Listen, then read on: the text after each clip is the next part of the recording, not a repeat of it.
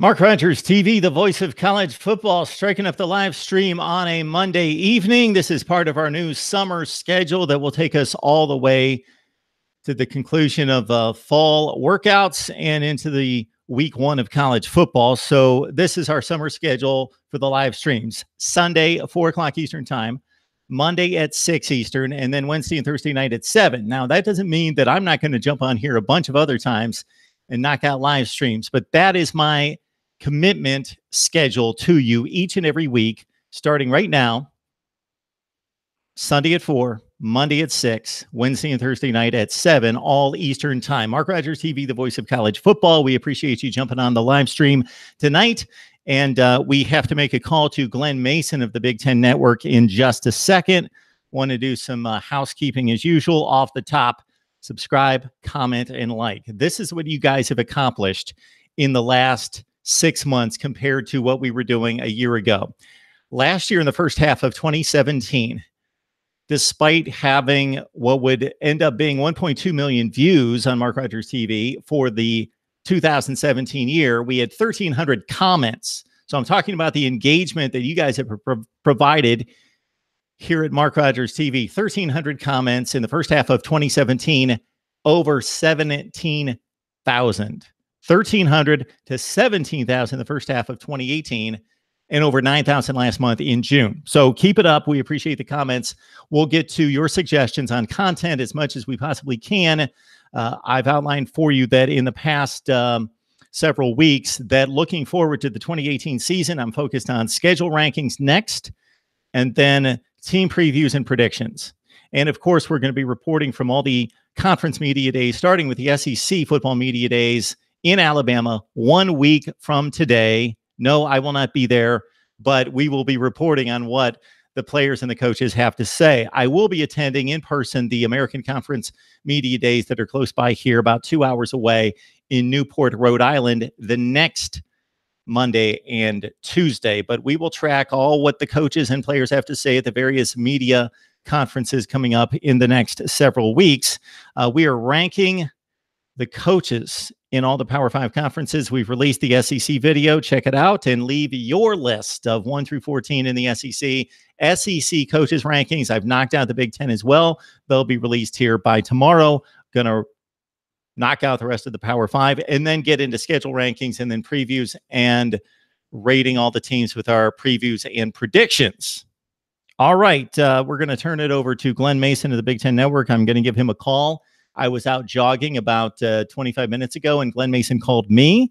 I had promised him a phone call sometime on Monday. So NCIS Fanatic 21, this is your special request to hear from Glen Mason, former Minnesota, Kansas, and Kent State head coach back in the 90s and early 2000s. Did a fine job at all of those institutions, especially at Minnesota, where they elevated their play quite a bit when he was the head coach, from the bottom of the Big Ten to near the top, bowl team each and every year, similar to what they've done recently before PJ Fleck. All right, everyone, remember my contest as well. Bring the most subs to Mark Rogers TV by July 15th. The most subs to Mark Rogers TV by July 15th, and win yourself bling, serious bling. Some good swag offered up by our friend Alonzo1219. All right, I'm going to call up Glen Mason, then I'm going to join the chat. Please leave your comments and your questions for Glen Mason and all of college football, whatever you want to talk about. But I will be addressing the Big Ten, of course, with Glen Mason from the Big Ten Network.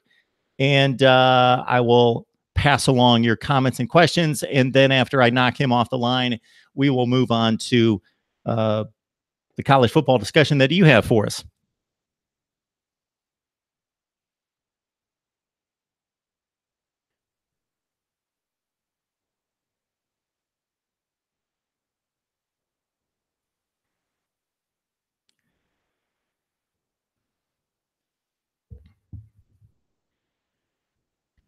Hello.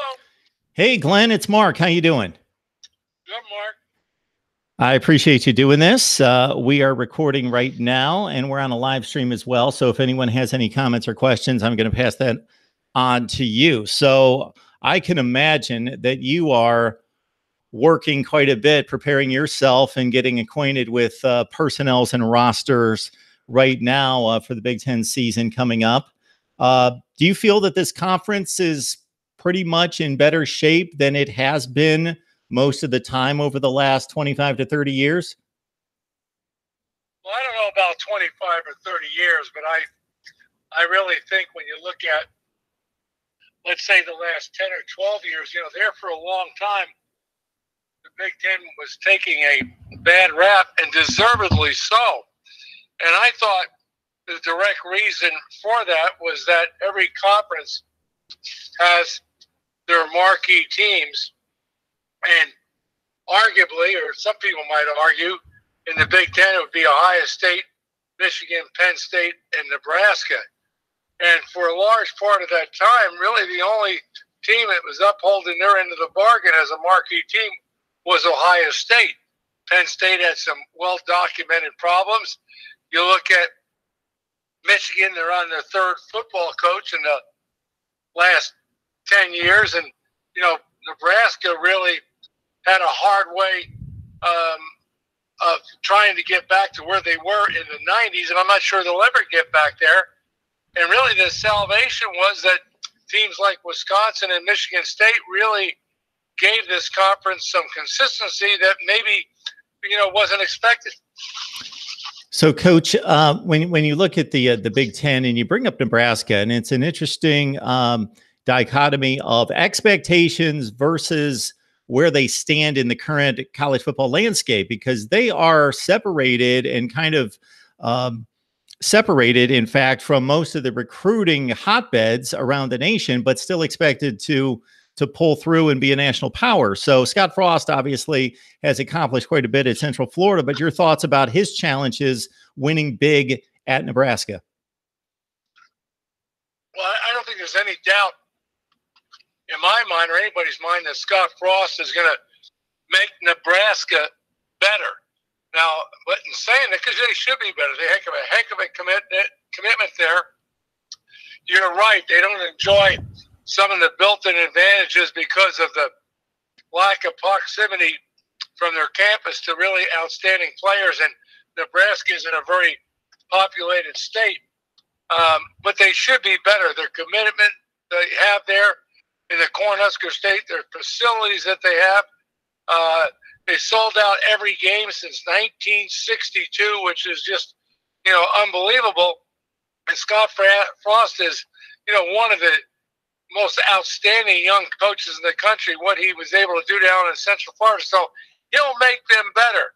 But in saying that, if I was a Cornhusker fan, I wouldn't be holding my breath that all of a sudden you're going to be back to the mid-'90s when the Tom Osborne era on his way to 3 national championships. A lot has changed. It's not the Big 8 conference.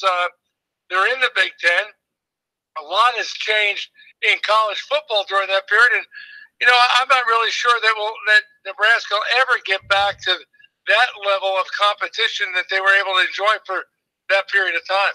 We're on the line with Glen Mason, a former head coach at, of course, Kent State. Then it was Minnesota, then Kansas as well, or Kansas and Minnesota, and doing a fine job there building programs. And, Coach, I'm going to get to that in just a minute, but we'll continue our track through the Big Ten Western Division because everybody focuses on the East, and I'm actually kind of fascinated with the West. Wisconsin is certainly the gold standard and what they've accomplished, and I think this is somewhat of a different Wisconsin team. So they have built starting with Barry Alvarez, of course, he was the architect with the offensive line and the tailback and the very strong front seven on defense. But this is a more dynamic Wisconsin team than maybe we will have ever seen that has a chance to really do some national damage on the national stage. Well, you're right. I think most people, when they think of Wisconsin, you think of big offensive linemen and just a grueling running attack and some play action passes. But really in the last couple of years, the level of defense that they've played, started with Dave Aranda, and, he left and went to LSU. Then Wilcox came in, and then he went to Cal. And, but now they have Jimmy Leonard, who's one of their own, just a young guy. But they're on the cutting edge of playing defense.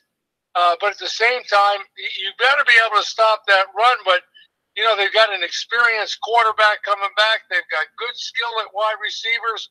And, really the level that they've had there at Wisconsin, really ever since Barry Alvarez. Everybody knows what Barry Alvarez did there, but they've been more consistent of late than they've ever been. Glen Mason on the line from the Big Ten Network, breaking down the season as we approach 2018. And, of course, everybody goes to fall camp here the first week of August. And before that, it's Big Ten Media Days to hear what the coaches and players have to say about the upcoming season. So we've got a host of programs that are trying to reach Wisconsin, and they all have an interesting, different storyline. Iowa, Kirk Ferentz, and the tremendous job that he's done overall, but he kind of settles into that 7 or 8 win category most of the time.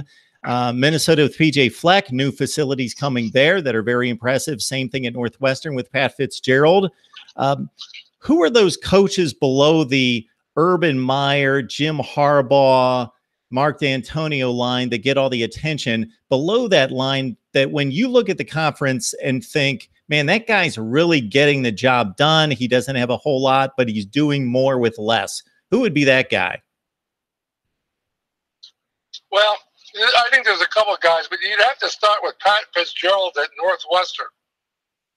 And, you've mentioned that they have new facilities. They're much needed. I've not seen them yet, but I hear they're spectacular. But prior to that, their football facility was atrocious. It wouldn't be a good high school facility. It would be a poor high school facility.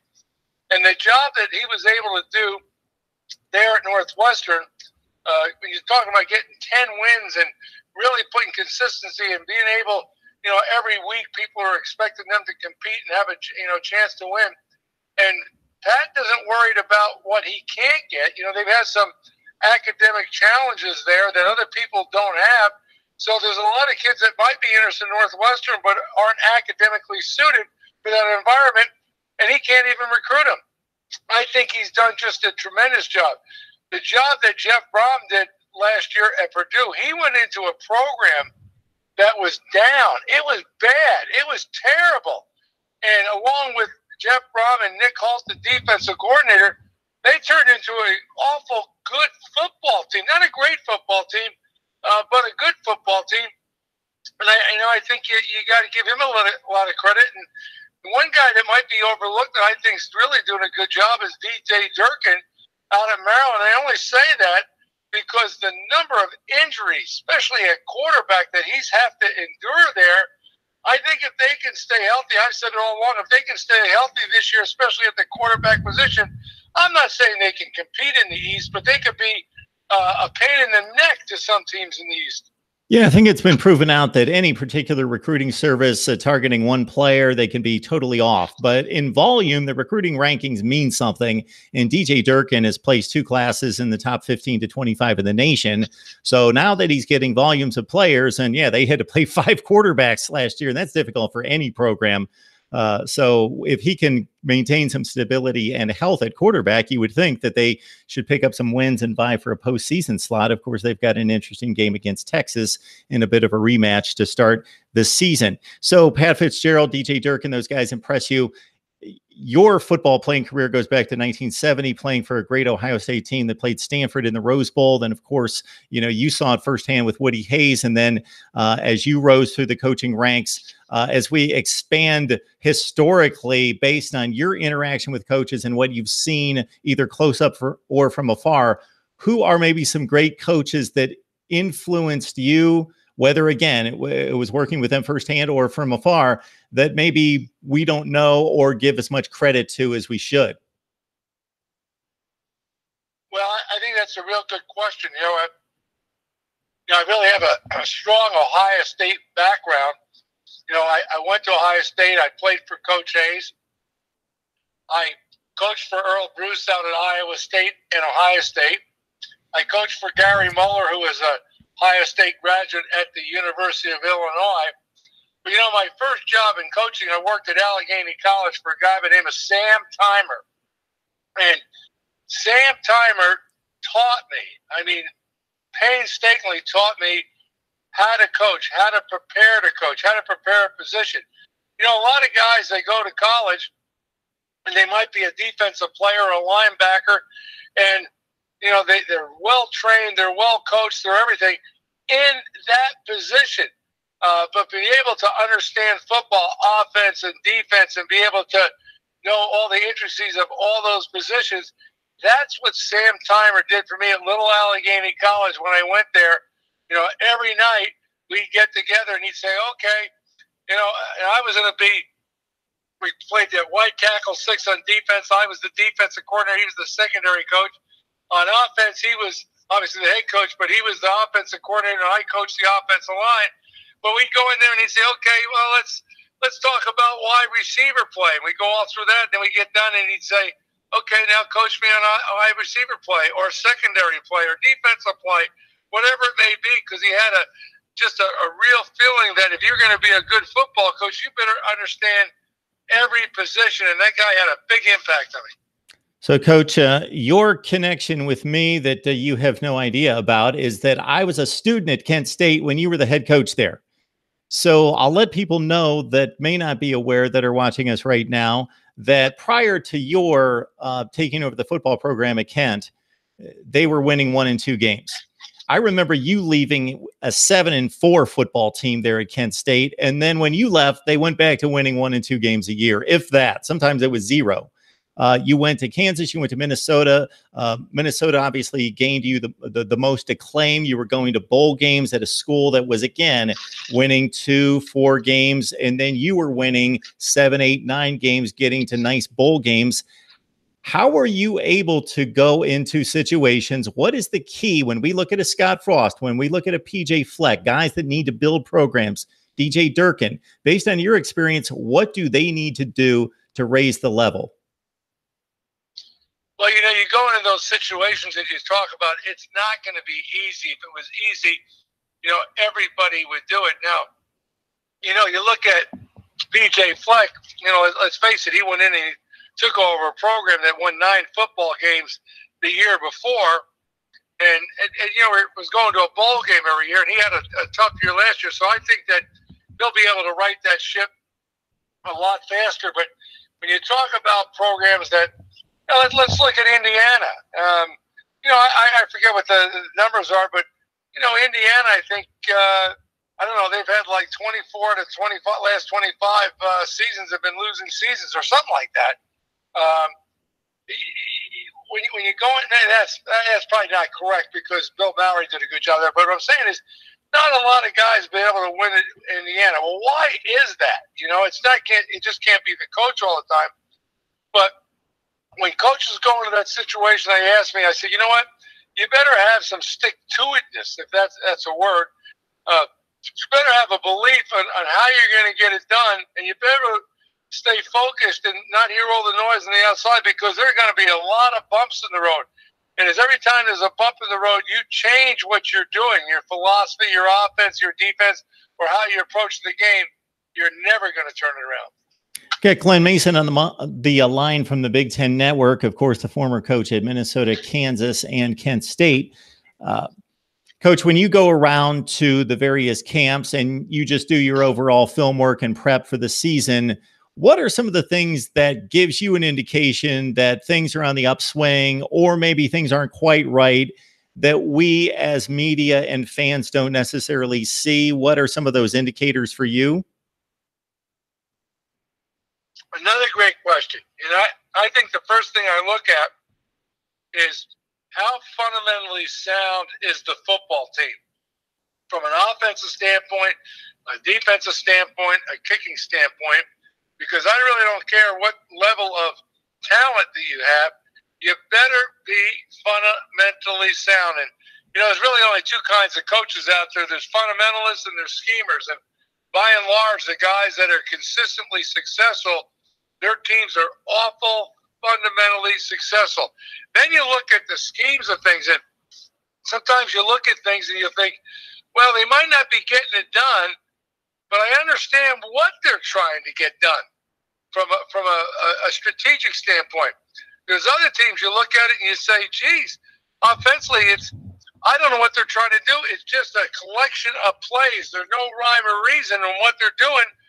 There's no coordination. So I think the coordination of what you're trying to do and how fundamentally sound you are are great indicators that the program is going the right way. So we've got hundreds and hundreds of comments and questions right here.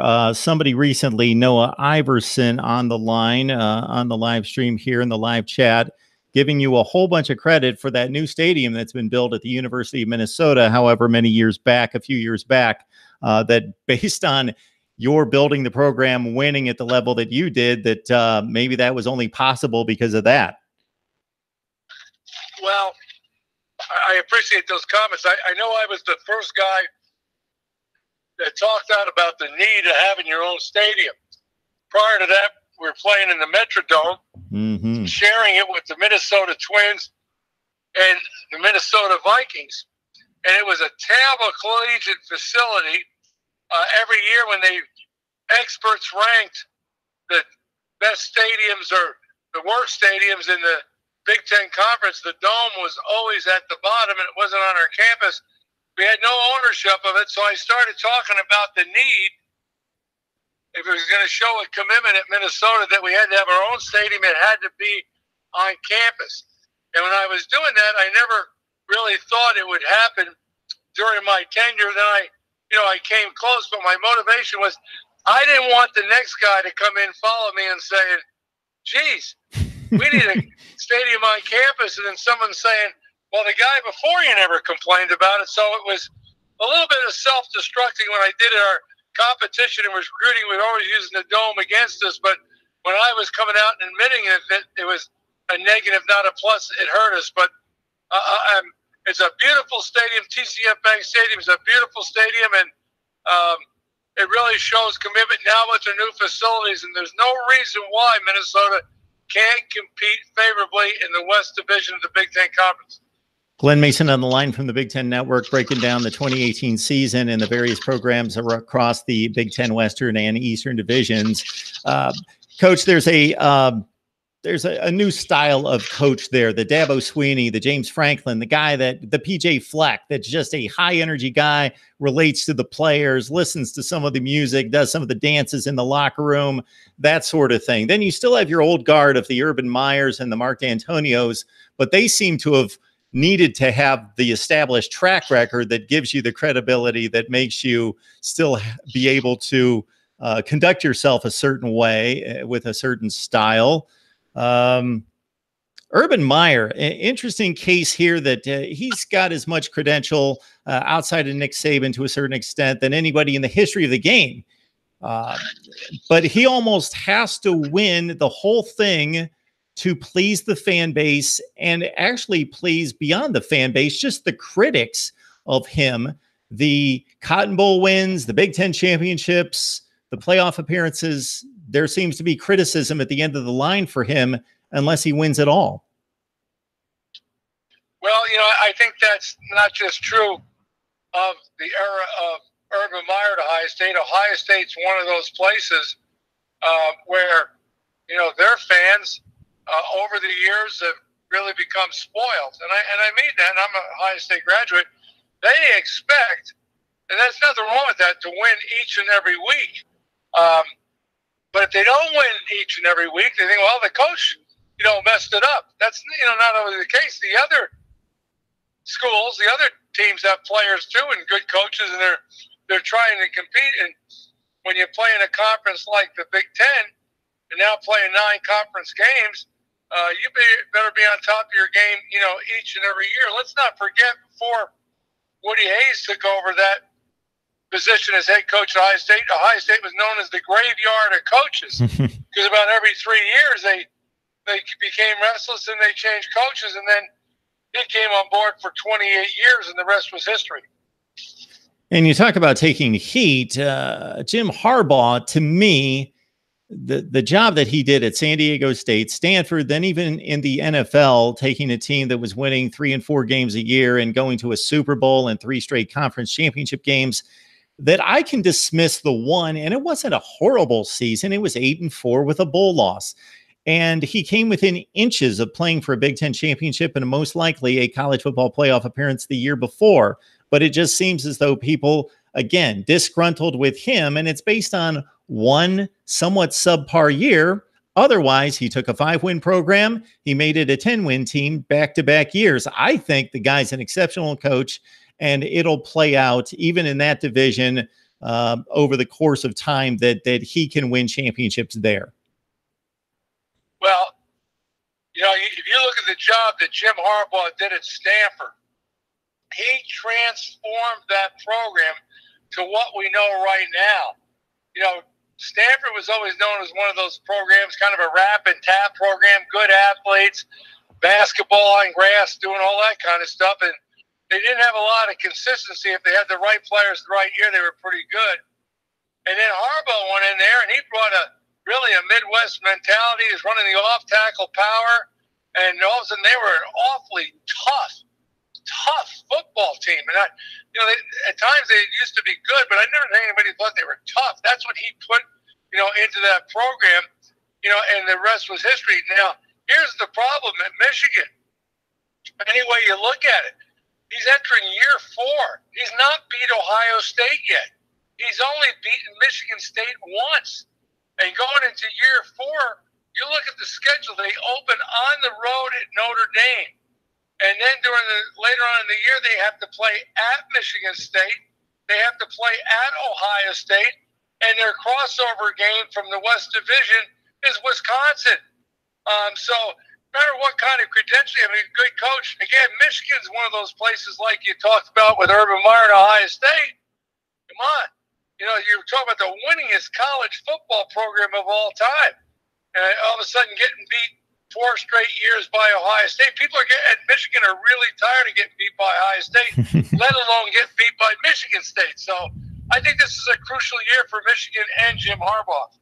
Yeah, so he kind of has to take the blame and the punishment for years of losing before he arrived to Ohio State, because their sickness of losing that game year after year after year after year, I think 13 out of 15 goes beyond him, obviously, but he's only taken the loss the last 3 years, and the one by Michigan fans would argue the wrongful measurement of a 4th down conversion, but that's the way it played out, and Ohio State won the game and got to the college football playoff.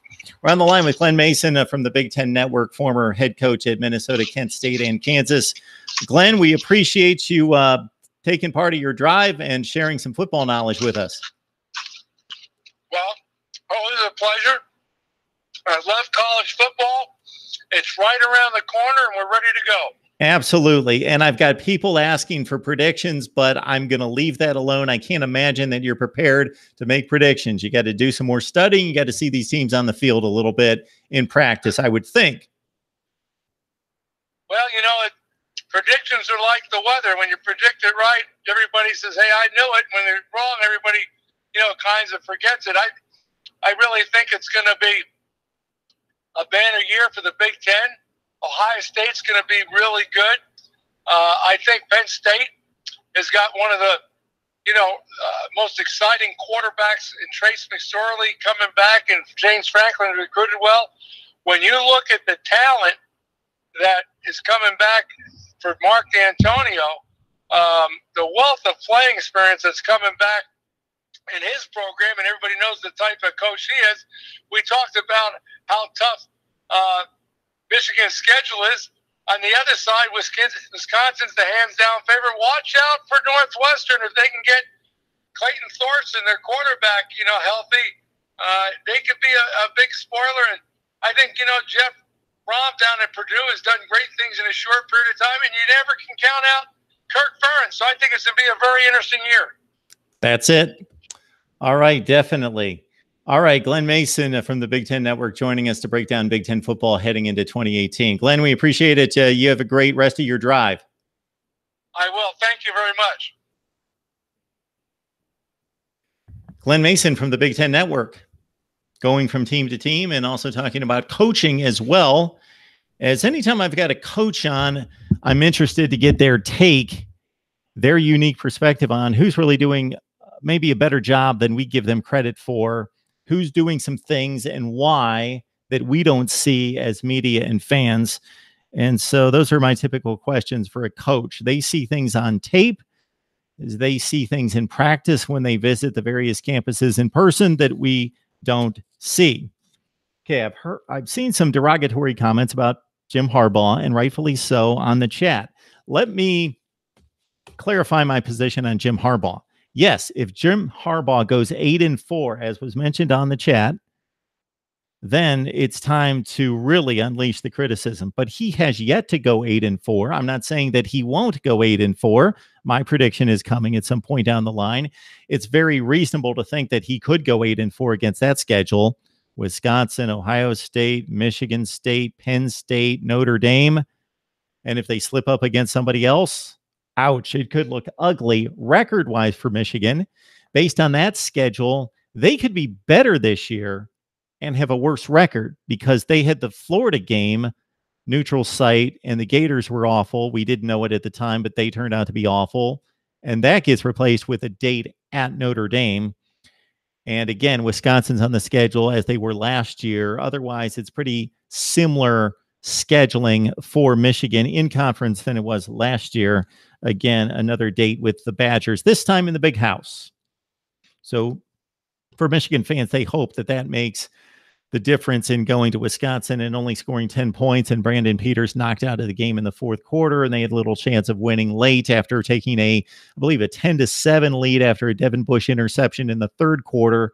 And they give up a couple touchdowns to Alex Hornibrook and company and lose at Wisconsin. That's going to be a huge game, of course, for Michigan State, or for Michigan, and the matchups against Penn State, Michigan State, and Ohio State will spell the fate of one Jim Harbaugh this particular season. What I'm saying is that I know Michigan fans don't care about what Jim Harbaugh did at other stops, but at other stops, he proved what he's capable of doing.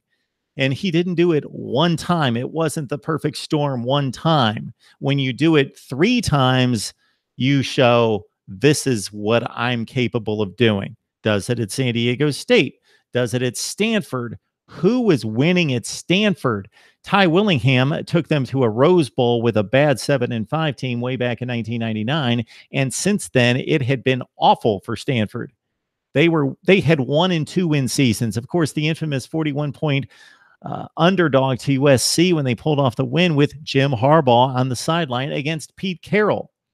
So what he did at Stanford was remarkable, and David Shaw has somewhat maintained it, but not completely. They've had their 9-5 seasons like last year. Hasn't maintained quite the standard that Jim Harbaugh did in getting to a BCS game, winning a BCS game. So we got to 2 consecutive BCS bowl games and finished in the top 5 to 10 in the country at Stanford, which doesn't seem like a bold statement in 2018. But Jim Harbaugh is the reason why it's not a bold statement in 2018. It was a bold statement in 2009. And then, of course, he goes to San Francisco, and I know he did not complete the deal and win the Super Bowl, but he can't execute the passes and the catches and the blocks and the tackles on the field. He put his team in position to win the Super Bowl. They lost by 5 to a tremendous Baltimore team, and they were throwing the ball in the end zone to win the game. That's how close they were. And he took a team in San Francisco that was going 2-14 and 4-12 and 2-14, and suddenly they're the best team in the NFC and arguably the NFL, even though they didn't close the deal, and they went to 3 straight NFC championship games. So he's the same guy. All right, now he has to do it at Michigan. Let's review what he's done. Let's look below the surface of 8-5. There's more to it than that. Yeah, if he continues to go 8-5 or 9-4, like Butch Jones, who showed early signs of bringing back Tennessee football. So it's similar to Butch Jones in that respect. I was sitting here 2 and 3 years ago, somewhat defending Butch Jones, just to say, hang on, he's recruited really well. Top 5 to 15 classes. I'm not selling you on Butch Jones, but I'm just saying he's recruited to that level. Now let's see if he can win. Now, Butch Jones has done nothing comparable in the past to what Jim Harbaugh has accomplished. He doesn't have that kind of credibility. So Butch Jones had never done anything close to what Jim Harbaugh has shown us. I was just saying, look, he's bringing in the talent. Let's see if it pulls through. Yeah, he had a disappointing season and they blew some games, and if they do that another season or two, sure, see ya. But let's see it happen. Now with Butch Jones, it happened. But Jim Harbaugh took over a team that went 5-7. And so many people are quick to run to the record with Jim Harbaugh last season and say, bottom line, 8-5. Let's not look at who they played or how close it was, just 8-5. Well, if you want to do that, you have to do the same thing before he got there. They were 5-7. Now, if you watch Michigan football, if you watch the Big Ten, we all know that they were better than 5-7. That team was in disarray. Defensively, they were really good. They were top 10 good, but they still went 5-7. So he didn't take over a 5-7 football team. He took over more like an 8-4 football team. But they were 5-7, and he made them instantly 10-3, won a bowl game, 10-3, lost a 1-point Orange Bowl game to Florida State without Jake Butt and Jabril Peppers, and then he had a down season. One down season. The other two were not down seasons. They're not down seasons when you're 5-7 before you get there and you go 10-3, 10-3, finish in the top 10, miss your two best players in a bowl game and lose to Florida State by 1 point. Last season was a down season. Now let's see what he does this year. All right. Here we go. Panther Pro 22, I don't know. I guess bad luck can hit any team. So again, I thought I was done talking about Jim Harbaugh, but remember in 2016, the measurement against Ohio State, and maybe the measurement was correct and they lost the game. They did lose the game. That's all that matters. But maybe the measurement was correct. But let's say it wasn't correct. He lost that game by that much. If he wins that game by that much, they go to the Big Ten championship game. Like Penn State, they would have been the favorite against Wisconsin. I'm giving them a 75 to 80% chance of beating the Badgers, and they're in the college football playoff 2 years ago. That didn't happen, and I'm not going to be sitting here 3 years from now if Jim Harbaugh continues to lose 4 or 5 games a year and say, way back in 2016, he got ripped off. I'm not going to be saying that. But I'm just saying he's only had 3 seasons, and 1 season was blown partially by a call, and he's only had 1 down season. Yes, he gets paid way too much money to be going 8-5. I completely agree. This has to stop. This has to end. But for right now, 1 down season, slightly down season, should not override everything he's accomplished. Not at Michigan, but elsewhere, and the indication of what he's capable of doing at Michigan. This program and this roster is so much better and in better condition today than it was when he arrived. It's not close. They were not just a 5-7 team, and like I say, their talent was better than that. They were a top 40 or 45 team in 2014. They are right now one of the 10 or 15 best teams in the country. Against that schedule, they may not finish in the top 10 or 15 in the country, but like in LSU, their schedule may prohibit from showing in the wins and losses, but they are one of the 10 to 15 best teams in the country. They were not one of the 10 or 15 best teams in the country when Jim Harbaugh arrived in Ann Arbor. They were a top 40 team. Country Boy, do you sleep, man? Was live at 1 a.m. I was? Yeah, I just slept until 6 o'clock tonight. No, I was up at 8 or 8:30 in the morning. Went to bed about 5. Got myself a nap. Thank you, Noah. Appreciate it. Appreciate all the comments. The athletes on offense and defense have been there. There have just been a caretaker, hold my hand across the street type of quarterbacks. Exactly, Lamar. And ultimately, that's Jim Harbaugh's responsibility. Now, he inherited those guys. He's at the point now in the fourth season, he can no longer say, I inherited those guys. Not that he is saying this publicly, but there's no excuses now. It's his roster, it's his team. And that's the great thing about college football coaching.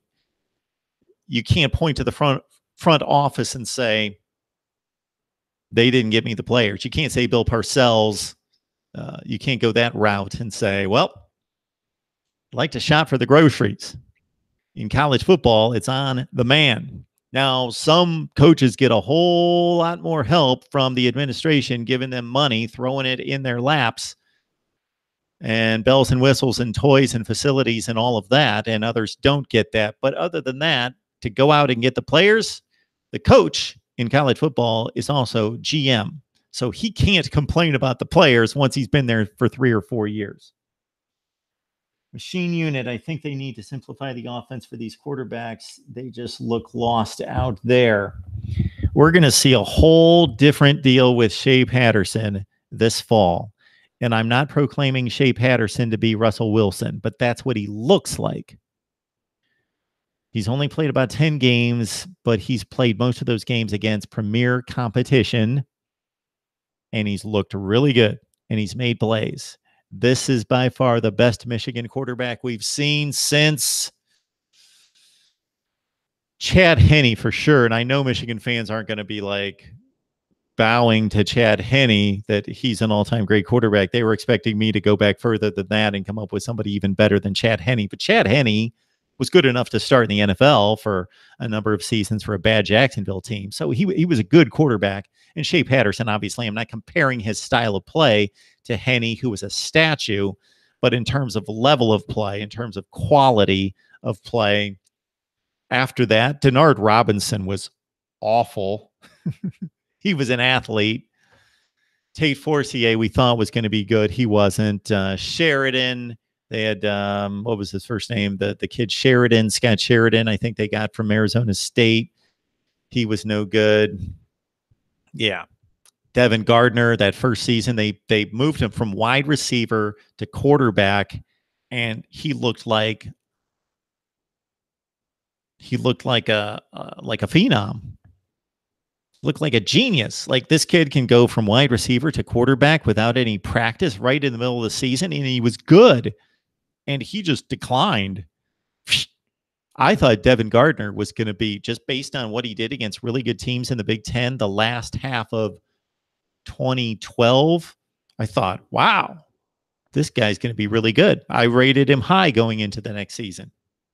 He slumped, and he didn't have much help. The offensive line was atrocious.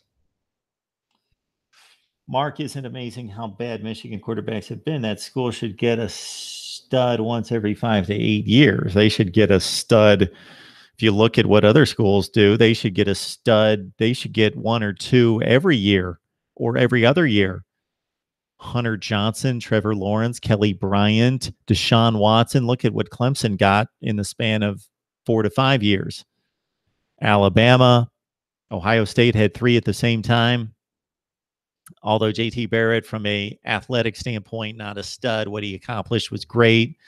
All-time great Big Ten player. I don't care what anyone says. Again, I know he was limited. He wasn't a stud athlete, dynamic player, but he accomplished a ton. But yeah, if you look at the great programs across college football, look at Matt Castle at USC. Couldn't even play at USC. We didn't even know anything about Matt Castle.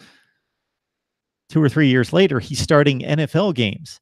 That's how well stocked some college programs have been. That's why we see all these transfers all over the place. The prep ranks and the high elite schools and all these quarterback camps have done such a great job of prepping these elite quarterbacks for the next level that most of the big programs have 2 or 3 guys that can start. There used to be like one guy that can start, and boy, if he got hurt, the next guy wasn't really that good. That was 15 or 20 years ago. Now you see guys transferring all the time because they're like, I should be playing. And then we see him play in the NFL years later. At no time in history of football have we seen guys getting time in the NFL at quarterback that we thought they didn't even get to play that much in college. I liked Lawrence in the spring game. I thought Devin would be the next Cam Newton.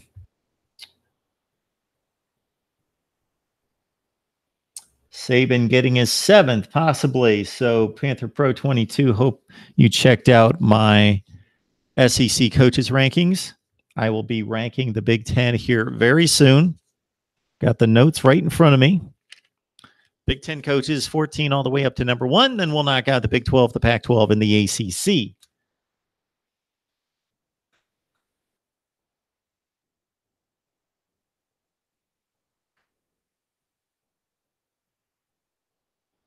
If I missed anything on the chat, I apologize. I'm trying to look through to see if there's anything interesting to talk about here.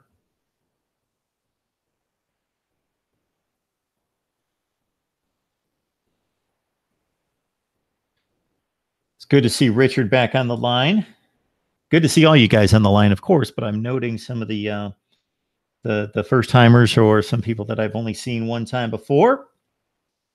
So again, we're going to go live. My commitment to you is Sunday at 6. Of course, I screwed this up.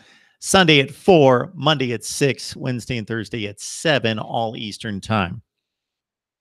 I apologize for the poor transmission. I can see the return on the live chat, and I see that it's been very fuzzy. I took my computer to the Apple store, and I've got a bad port. I already knew that. And so I had always hardwired. I don't trust the Wi-Fi. I've been told by people that know what they're doing that you don't trust the Wi-Fi, even though 99% of the people out there trust the Wi-Fi and they do a live stream with Wi-Fi, that you should hardwire it into the modem or the router. And that's what I used to do. Then I got away from that because I don't have enough ports, because I got power going into one and I've got the mic going into the other, and I've got one other port, and that was to hardwire. And we tried all sorts of tests and none of them made sense. But I've tested it out and I determined that's a bad port. And that's where it should be hardwired. So I apologize. I see that the return is not the best.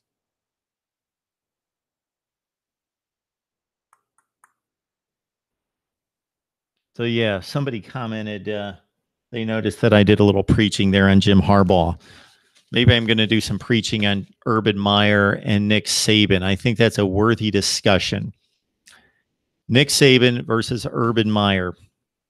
Should we do this right now? I've got some thoughts on this. Why not? Apple should sponsor you.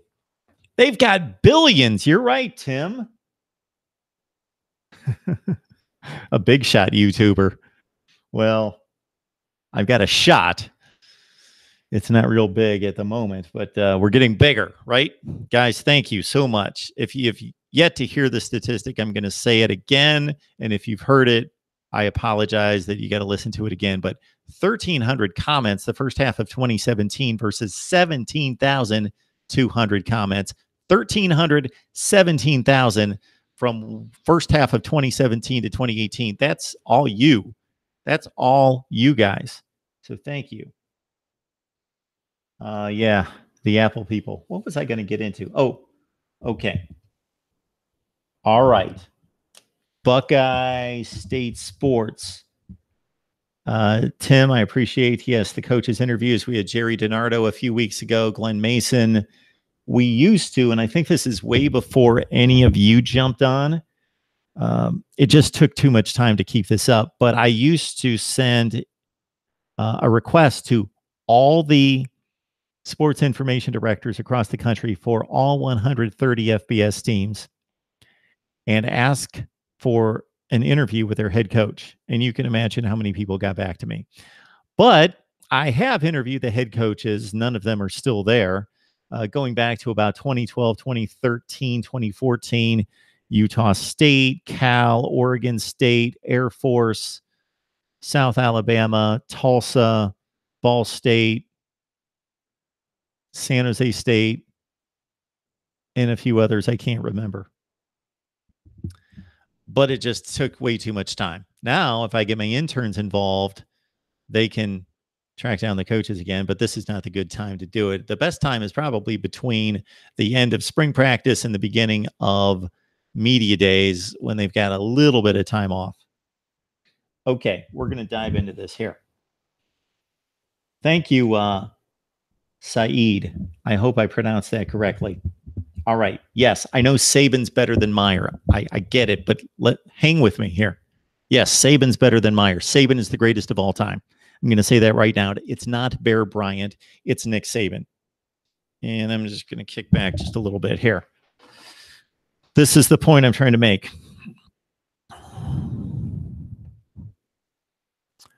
Yes, Nick Saban, the greatest coach of all time. So I have been ranking the coaches, and I just released the SEC, and I'm about to release the Big Ten, and I'll get to the other conferences. And I start out by stating that I am not rating the coaches based on their legacy, their accomplishments, their record in the past. I am rating them. I'm trying to make a subjective rating based on who would I hire today to coach my football team for 2018. So, for example, Jimbo Fisher is one of only 4 coaches in the nation. There are only 4 guys out there walking around that still have a job that won a national championship. Of course, that's Nick Saban 6, Urban Meyer 3, Dabo and Jimbo 1 each. So there's only 4 guys that have national championships. Is Jimbo Fisher the 3rd or 4th best coach in the country? I don't think so. Give me David Shaw. Give me Jim Harbaugh. Give me James Franklin. Give me Mark D'Antonio. Give me Paul Chryst. Maybe David Cutcliffe.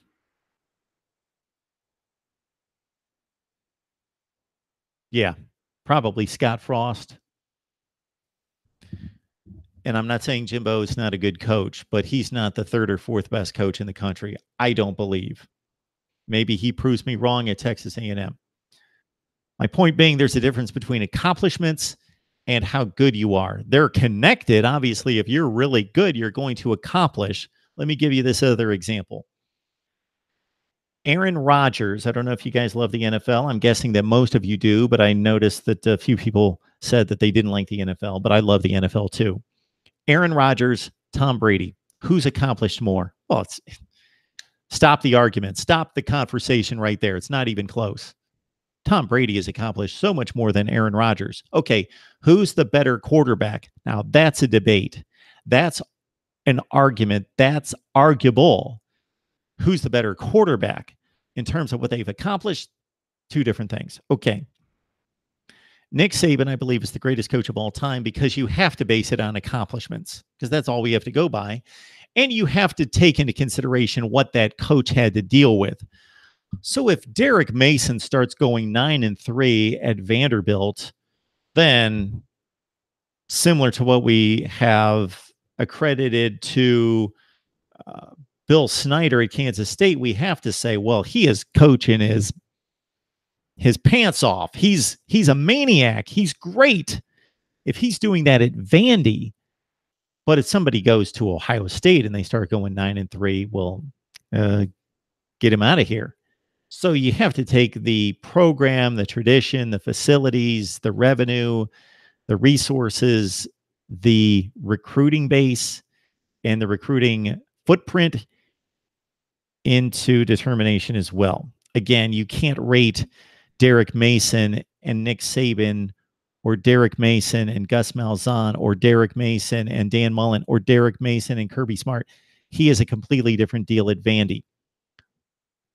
So you have to place different expectations on Derek Mason. So that's the first thing, is that I place different expectations on each coach. I just don't say, okay, he's got 90 wins and 50 losses, and he's got 90 wins and 50 losses, but they did it. One did it at Stanford. The other one did it at Michigan. So the other consideration, again, there's a difference between who's accomplished what, if especially if the coach has a long history. Great case in point over the last 10 years. Go back 10 years. Joe Paterno, Bobby Bowden were not the best coaches in college football at that point. Nobody in their right mind would say, I want Bobby Bowden to coach my team this year, or I want Joe Paterno in 2010 to coach my team. They were still good, especially Paterno at that time. They were still good, but they were like top 25 good. They weren't the best coaches in college football, but their record, their legacy, yes, their career accomplishments place them as near the best over the last 25 years or of all time. But currently, they were not the best. Okay. Nick Saban has won 6 national championships. Urban Meyer has won 3. What are the circumstances surrounding those championships? Nick Saban took over an LSU program that we think of LSU as being elite with elite talent in the state, and that's the current status of LSU football. But Nick Saban made LSU LSU. If you look at LSU's records from the late 70s up until the time Nick Saban hit Baton Rouge, they were a 500 program, much like what Michigan State was prior to Mark D'Antonio. Okay. So Nick Saban did a remarkable job at LSU, making LSU a power, won a national championship, left, went to the Dolphins, goes to Alabama. He takes over Alabama. They were struggling. Seems unthinkable now. Alabama was struggling. They had a 3-8 season in the 2000s. Nick Saban went 7-6, and then it took off from there.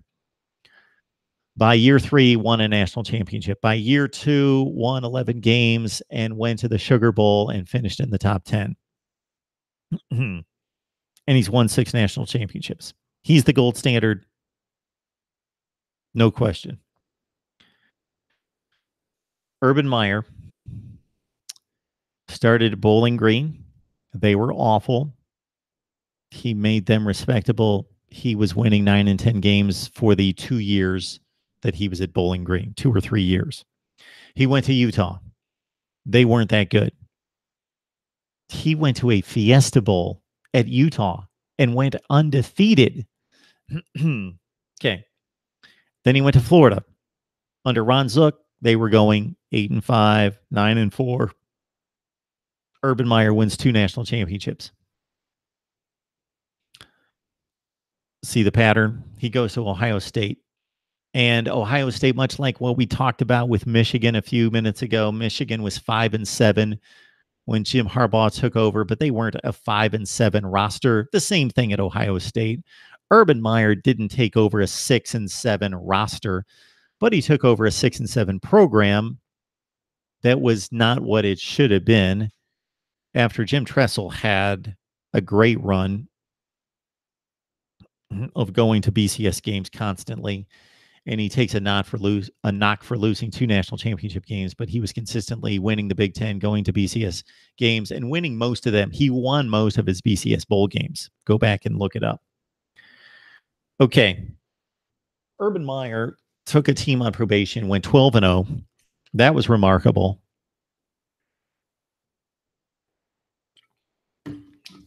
And no, they weren't a great team, but he went 12-0.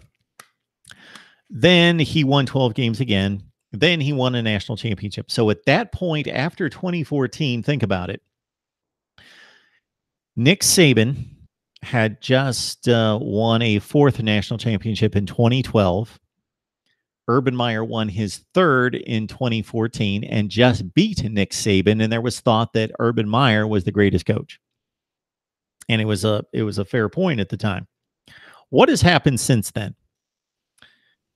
Basically, there's been little difference between what Ohio State has accomplished on the field during the regular season and what Alabama has done during the regular season on the field. And I'm not responding to the chat right this second. I'm sure you guys have a ton of great comments. Okay. Since Ohio State won the 2014 title, I'm saying during the regular season, there is very little to distinguish the difference between Urban Meyer and Nick Saban. So hang on. 2015, Saban loses 1 game, and because of factors not under his control, his team gets to go to Atlanta and the SEC championship game, because basically Ole Miss should have beaten Arkansas, but Hunter Henry threw the ball over his head on a 4th and 25, and they scored a crazy touchdown that knocked Ole Miss out of Atlanta. and sent Alabama to Atlanta in the SEC championship game in 2015. Urban Meyer's Ohio State Buckeyes did the same thing. They lost one game. They lost to Michigan State, a comparable team, a top 10 team, to Nick Saban losing to Ole Miss. Except Michigan State didn't blow it. Instead, they were the beneficiary of that punt exchange at the Big House where Michigan blew it and threw the ball up in the air, and Michigan State ran in the fluke touchdown to win. Otherwise, Ohio State goes to the Big Ten championship game, blows out Iowa, and they go to the playoff. But that's not what happened. It was completely out of Ohio State's control. Michigan State won out. Not discounting that Ohio State should have beaten Michigan State head-to-head. I'm just saying both teams went 11-1. Okay, in the regular season. Alabama pulled through, played in the clutch, took that opportunity. I am totally crediting Nick Saban and the Crimson Tide in 2015. They took that opportunity and won the national championship. Ohio State didn't have the opportunity. Okay, 2016. Alabama loses one game. Ohio State loses one game. Ohio State gets to the playoff. They get annihilated by Clemson. Awful performance. Awful coaching performance. We were saying the same thing about Nick Saban a few years earlier when they went to the Sugar Bowl and lost to Oklahoma by 2 touchdowns as a 2-touchdown favorite. But Urban Meyer, Ohio State, ill-prepared for Deshaun Watson and company, and actually it was the defense for Clemson shutting down J.T. Barrett and company. That was the awful side of the ball for Ohio State that night. The Buckeyes defense played pretty well. That was atrocious coaching. Not prepared, not ready, got blown out. Nick Saban goes to the national championship game, could have won it. He could be working on 3 straight, but they blew it in the last second, lost to Deshaun Watson and Hunter Renfrow. Okay. Then last season, of course, it was a toss-up. Do we send Ohio State? Do we send Alabama? Ohio State got blown out by 31 versus Iowa. They lost 2 games. Alabama only lost 1 game, but they didn't even go to the conference championship game. And Ohio State beat a top 5 team in Wisconsin in the conference championship game. And they beat Penn State and they beat Michigan State. And Alabama didn't play that many good teams. And the best team they played was Auburn, and they lost. Regardless, Alabama got to go. And my point being, Alabama has taken advantage of the opportunities. They did again. They won the national championship, but they got the opportunity. So it's closer between Nick Saban and Urban Meyer than some people would make it. Now, 6-3 is a big deficit, and Alabama might win a 7th this year under Nick Saban, or at least Nick Saban's 7th, and Urban Meyer would be 4 behind, and then, yeah, see ya. It's going to be difficult to catch you. But right now it's 6-3, and that's not the only thing that I would consider in ranking coaches all time. Urban Meyer has a much better winning percentage than Nick Saban. He is the 3rd best of all time. The 2 guys ahead of Urban Meyer are Newt Rockne and Frank Leahy, Notre Dame fans, 20s and 30s guys. Urban Meyer, his consistency of winning has been astounding. 177 and 31. 177 and 31. 47 and 3 at Ohio State against the Big Ten, who even most of you on the chat say is maybe the best conference in the nation. 47 and 3, 73 and 8. But Nick Saban has had those opportunities, and his team has pulled through. Urban Meyer's teams have pulled through or not pulled through, and it's been a little bit of both. At Ohio State. At Alabama, Nick Saban, when you think about it, 09. Okay, let's go back to 08, his 2nd season. That's the first time they had a chance to win a national championship. They had no losses. They were undefeated. They went to the SEC championship game. They lost to, Urban Meyer, Florida, who won the national championship. But that was Nick Saban's first chance at a championship at Alabama, and he lost the SEC title game. The next year, of course, they completed the run, went undefeated, 1-09. In 2010, they inexplicably lost 3 games. I don't know how that team lost 3 games. And then they dusted off Michigan State, the Big Ten co-champion, in the Capital One Bowl, 49-7. And that's really been the one season where they were out of the national championship race fairly early, the 2010 team. Then in 2011, they got their opportunity. Again, did a lot of people say Alabama didn't win their division? They didn't even win their conference, didn't even go to the conference championship game. They should not have an opportunity, but they still got it, and they pulled through. To their credit, I didn't think that 2 teams from the same conference should have been selected for the BCS championship game that had already played, but it happened, and Alabama made it count. So again, Nick Saban coming through when he needed to. 2011. 2012, he gets the shot against Notre Dame after they narrowly slipped by Georgia. That's another narrow escape for Alabama. They made it through. Then they annihilated Notre Dame. It would have been a much better. Who should Alabama have been playing in the national championship game that year? Well, they should have played Ohio State, who was undefeated, or replayed Georgia in a rematch. But Notre Dame, bad. Notre Dame was like the 7th or 8th best team in the country. Anyway, 2013, they blew the kick 6 to Auburn. That's probably the one year that fate did not go their way. They could have easily played in the national title game in 2013 against Jameis Winston. You talk about a game. Bama, Florida State in 2013, but they lost the kick 6. 2014, they lost to Ohio State, so they didn't pull through there. But the last 3 years, excluding one man, and that's Deshaun Watson, has kept Alabama from winning 3 straight national championships. And the one last fact I'll bring to this argument, which again is not an argument, Nick Saban is the most accomplished coach in history and certainly the most accomplished today. He is the greatest now. He's the greatest of all time. Urban Meyer is in the top 5. Some people would say maybe he's not in the top 5. I would argue, I don't even think it's that close. He's in the top 5. Nick Saban is, just look this up. Stand by. How old is Nick Saban? Shoot, I was ready to deliver my final point on this debate. Okay, here we go. I thought I was right, but I just wanted to make sure. My final point in the Nick Saban versus Urban Meyer discussion, which is not a debate right now. Nick Saban is the greatest of all time. Nick Saban is 66. He will be 67 next October. In the middle of the football season, Nick Saban will turn 67. Urban Meyer is 54.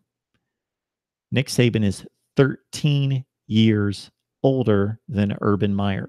That doesn't mean that Nick Saban could coach another 10 years and win 5 more national championships. And Urban Meyer, I'm not going to make any jokes about the guy's health. I don't do that. He may not be around next year. So that doesn't mean, but all things being equal, he's got a 13-year cushion, all things being equal. 13 years. Urban Meyer has accomplished all that by the age of 54. Keep that in mind. Save this video, salt it away. Let's bring it back out in 15 years or when both of them have coached their last game. Keep that in mind.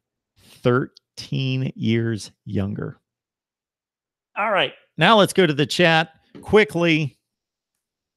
Mark Rogers TV, the voice of college football, here every Sunday at 4 Eastern, Monday at 6 Eastern, Wednesday and Thursday at 7 Eastern throughout the night. Sometimes I'll have guests. Sometimes you got to put up with me the entire time. Drake says Saban is way better than Meyer. Okay, you can make comments like that, but they mean nothing when you don't substantiate it. Why is he way better? He's not way better. He's had a better career. Well, he's coached for 13 more years. He's coached a lot longer. He's 13 years older. So that's like saying Tom Brady's a lot better than Deshaun Watson. Okay, yeah, he is. He's been playing for 17 years, and Deshaun Watson's been playing for a year and a half. Yeah, 6 natties to 3. Yeah, you're right. If you listen to the commentary, and Drake, I appreciate you jumping on here, commenting. This is what I love. So if you disagree with me, certainly say it. Saban, Meyer, got it. No question.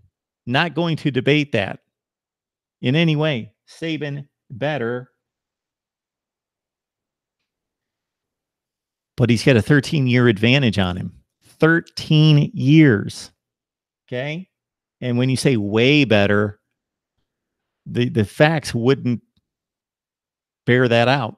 Nick Saban is the 17th best winning percentage in college football history. Urban Meyer has the 3rd best winning percentage in college football history. I hate when people just go, who's the best quarterback of all time? Oh, Tom Brady. He's got 5 Super Bowls. And it used to be Joe Montana. End of discussion. Well, there's a lot more to look at here. That's what you don't get here at Mark Rogers TV is the lazy analysis. We don't just, I'm going through these coaches rankings, and I could rank these coaches in about 12 seconds and produce a video, but I don't do that. I look it over and I take everything into consideration. And I'm not saying they're perfect. Everybody's got a different perspective, but I'm saying we're smarter than that here. You are, I am. If you want to groupthink, then go watch somebody else or go watch the national broadcasts, because they tell you the same thing over and over and over and over, and they just say 6 national championships, 3 national championships. He's better. He's got 5 Super Bowl wins. He's got 4 Super Bowl wins. Oh, he's better. Aaron Rodgers may retire with 1 Super Bowl championship. He's not an inferior player to Troy Aikman.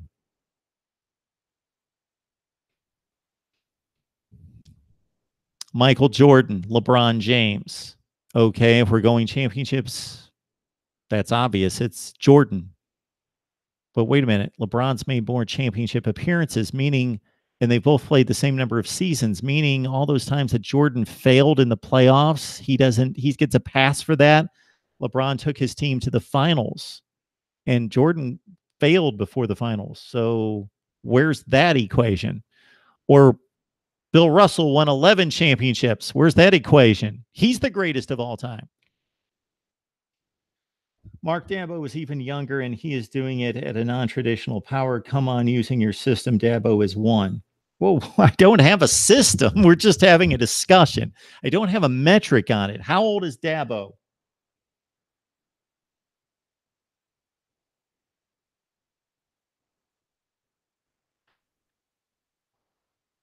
Dabo's got 1 championship. Okay.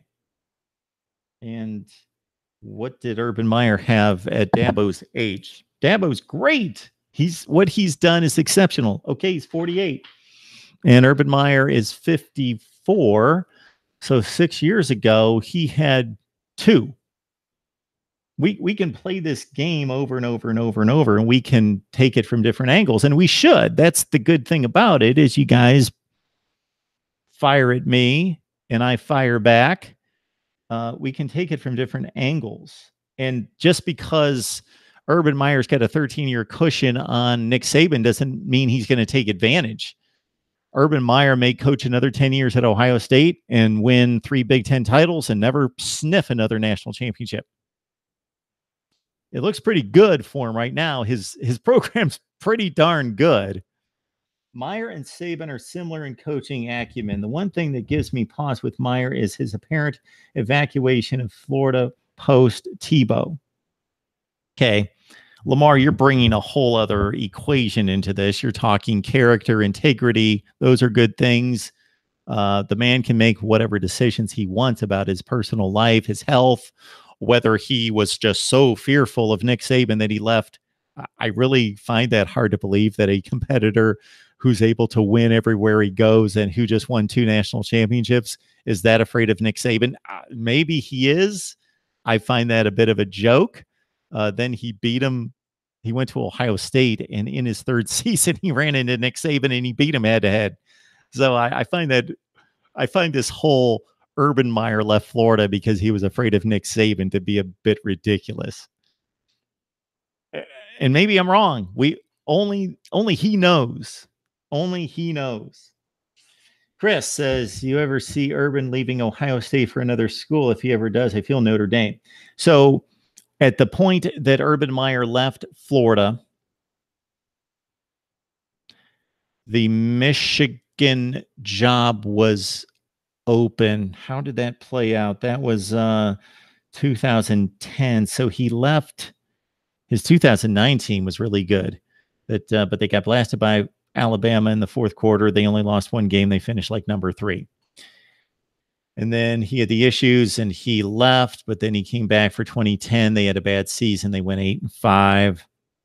So at the time that Brady Hoke, yes, Rich Rod to Brady Hoke, there was a stipulation in Urban Meyer's contract at Florida that the only 3 schools that he would leave for were Notre Dame, Michigan, and Ohio State. Those are the 3 that he held in that regard.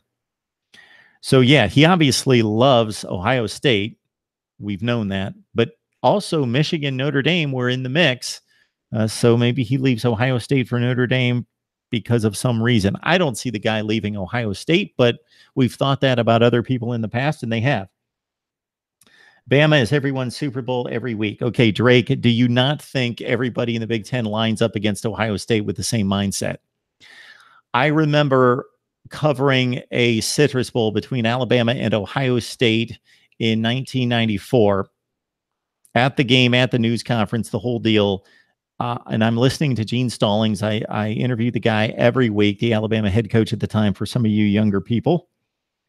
And Gene Stallings was asked about Ohio State being intimidated by Alabama because these guys were so narrow-minded. Because I cover the nation. We talk about the nation, so we don't have blinders on. And you guys are all fans of different teams. I am too. But I've watched college football across the board. It's not like I sit here and watch Ohio State play every week and that's it. But a lot of the people that I've been around throughout my career, when I worked in Mississippi and Alabama, that's all they watched. So they were clueless to what was happening around the nation because they watched the Alabama-Georgia game that week and they watched LSU play Mississippi State, and that was it. And they didn't know what was going on in the Pac-12 and the Pac-10 at the time. So my point being, Gene Stallings was asked several times about, well, we're big, mighty Alabama. Ohio State's going to feel like, are they going to be intimidated? Is this going to be their Super Bowl or their huge game? And Gene Stallings was like, what? He said, you people need to travel north and spend some time elsewhere. He's like, they're probably asking the same questions at the Ohio State news conference than you guys are asking me here. They don't, Alabama doesn't phase them just like Ohio State doesn't phase us. We don't. But Bama never loses to unranked teams. Okay, so since Ohio State lost to an unranked team last year in Iowa, and that would be the only one under Urban Meyer, that you're saying Nick Saban never loses to unranked teams. It's 1-0 right now. You're really throwing that out there. Okay. Last season in the regular season, Alabama didn't beat anybody close to Wisconsin, Penn State, and Michigan State. Do you think Urban Meyer will be the first Ohio State head coach since Wes Fessler to not be fired? Well, at this point, he's not getting fired. We've got the gridiron expert on. I don't see any scenario that he gets fired unless there's some violation or scandal, which I doubt. Yeah, we don't know what's going to happen. If things play out the way Ohio State fans want them to reasonably, Of course, they want to win a national championship every year, but reasonably, Urban Meyer's going to coach another 10 years, be very successful, similar to what he's done in the first 6. That's win almost every game and win a couple national titles or whatever that turns out to be. Basically, play out his 10 years and then look for his successor and make that transition and not be forced out after going 6-6 2 consecutive years. But it's happened elsewhere. Bobby Bowden declined. Joe Paterno declined. Other great coaches that have been around a long, long time declined. It happens. It's been 10 years since they lost to an unranked team. Okay. All right.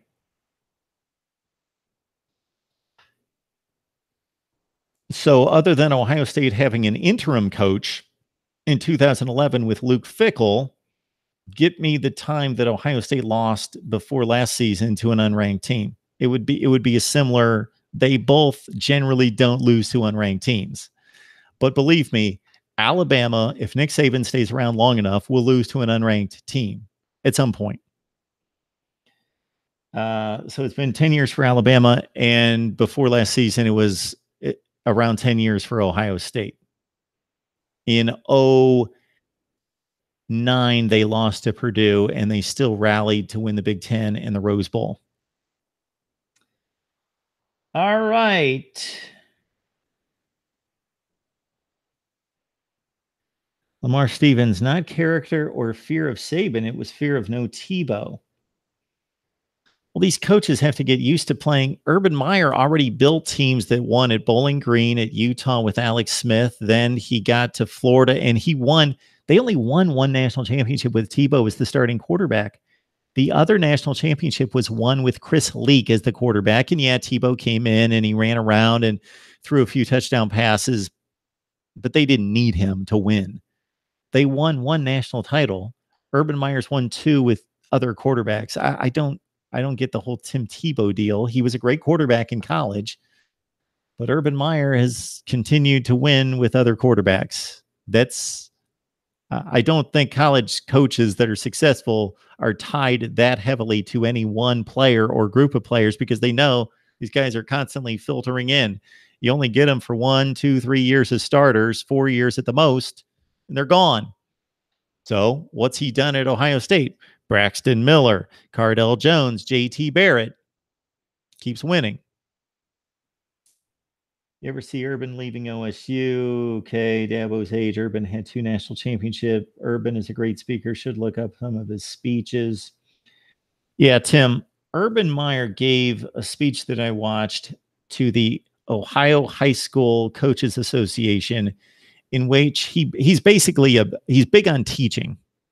He's a teacher. And he was explaining to them that he ingrains in his coaches that they better be teachers. And that if their players aren't teaching, if they're not learning, that he blames the coaches. He doesn't blame the players. And if the coaches say, I've told him that 50 times and I tried 48 different ways to tell him, Urban Meyer tells him, well, you better keep searching. And he gave great examples of them figuring out after going to great lengths that a particular player was dyslexic or they had other learning disabilities, and he talked about how demonstrative you have to be, even though he's not a real demonstrative kind of guy, how demonstrative and how engaging you have to be with these kids now. You can't just stand up in front of a chalkboard in front of the room and expect these kids, watch James Franklin or PJ Fleck or Dabo Sweeney in front of his team. They go crazy. Now, Urban Meyer doesn't do it the same way, but he commands a little bit more respect. He and Nick are old school. They're old school coaches, but they've accomplished so much that the guys still listen to them.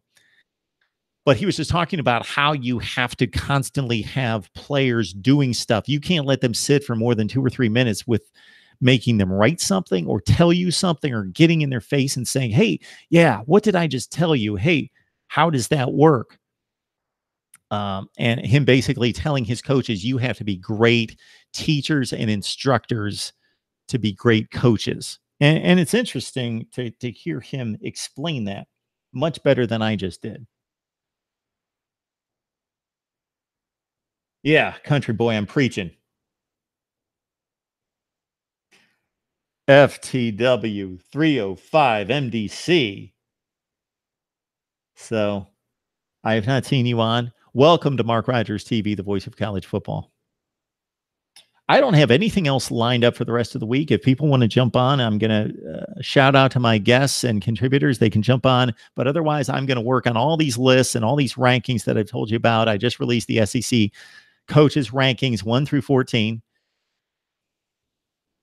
You can watch it and see if I actually ranked Nick Saban number 1. Well, of course I did. Number 1 all time. People slamming me on here. I've stated he's the greatest coach of all time. I was just trying to make some points. Again, you got to get used to this. If you haven't watched my channel here at Mark Rogers TV, we just don't get on here and give the typical garbage crap online. Just you read these stories, some of these previews of these teams, and they're so awful. Oh, they're horribly written. There's no depth to it. It's just atrocious. We go beyond that. We're better than that. We dig. We have a good debate here. So I appreciate you guys challenging me. I like to be challenged. Saban and Bama get lots of respect. Anyone who suggests that Saban doesn't walk on water is hating. Come on, man. Bama was irrelevant from 92 to 07. Well, country boy, it depends what you consider irrelevant. In 93 and 94, they went to an SEC championship game. In 94, they lost the SEC title by 1 point, and they would have been playing in the national championship game. That's pretty serious contention, I think. 96 and 99, they made it to the SEC title game, and they won the SEC title in 99. But yeah, I get your point. They didn't win a national championship between 92 and 09. You say 07 here. They had some really good seasons. Look them up. These are long from discussions, not sound bites. You got to listen to it before posting sound bites to him. I appreciate you guys. It's 7:25. I probably should jump off. Got a lot of work to do. Not here, unfortunately, but back at the mothership. Back to work this week after about a week off. And I will be back at it as soon as possible, working on my coaches list. We're going to post the top 10 coaches in the Big Ten. We'll get to the other conferences, take a look at the SEC, and tell me what you think. Like, comment, and subscribe. Remember the contest for the most subs brought to Mark Rogers TV by July 15th, and you win some swag. Great to see you guys. Appreciate the comments and all the support. If you have any suggestions on what content you want me to hit, I may or may not get to it. I usually would jump right on it, but again, I'm trying to knock out coaches rankings, schedule rankings, and then make my previews and predictions for all the Power 5, if not the FBS, coming up soon. Do you believe Louisville can compete with Clemson in the future? I feel Jimbo left FSU and they avoid Miami division. We're better off. Well, I think I can decipher that, Chris. It doesn't seem like Louisville can compete with Clemson, but 10 years ago, we probably didn't think that Clemson was going to compete with a sound Florida State. As I mentioned, when I did my SEC coaches rankings, I had a couple knocks on Jimbo Fisher, and one was that he let Clemson bypass him. He let Clemson and Dabo take over that division. He owned that division. They took over. And who knows what would have happened had he stayed, if they would have wrestled it back, but they didn't. Mark Richt for president. All right, folks, appreciate it. We will see you soon on Mark Rogers TV, the voice of college football. And we have so much to get to, and the phone lines will be open very soon. I've got to get that set up, and I can't wait to talk to you guys person to person. But for right now on the live chat, it's great to see the comments and questions and suggestions. We will see you next time. That means at the latest, it's going to be Wednesday at 7 o'clock Eastern time, Thursday at 7 o'clock Eastern time. And of course, I'm going to have videos posted before that right here at Mark Rogers TV, the voice of college football.